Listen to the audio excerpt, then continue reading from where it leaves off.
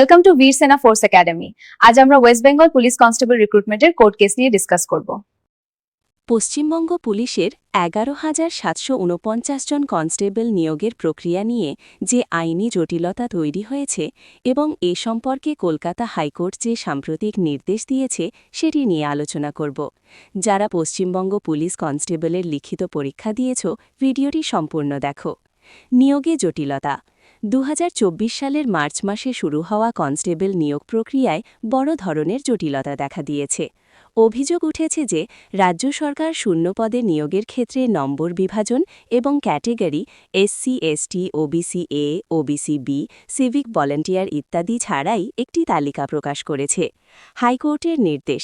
বিচারপতি সৌগত ভট্টাচার্য এর আগে 3 ফেব্রুয়ারি নির্দেশ দিয়েছিলেন যে 7 দিনের মধ্যে নম্বর বিভাজন এবং ক্যাটেগরি ভিত্তিক পূর্ণাঙ্গ তালিকা প্রকাশ করতে হবে, কিন্তু রাজ্য সরকার সেই নির্দেশ পালন না করে ডিভিশন বেঞ্চে মামলাটি নিয়ে যায়। আদালতে সওয়াল জবাব। শুনানির সময় বিচারপতি জানতে চান যে ডিভিশন বেঞ্চ কি সিঙ্গেল বেঞ্চের শুনানিতে কোনো স্থগিতাদেশ দিয়েছে। উত্তরে জানা যায় যে এমন কোনো স্থগিতাদেশ দেওয়া হয়নি। নতুন সময়সীমা। রাজ্য সরকার নির্দেশ পালন না করে বিচারপতি সৌগত ভট্টাচার্য পুনরায় কড়া নির্দেশ জারি করেন।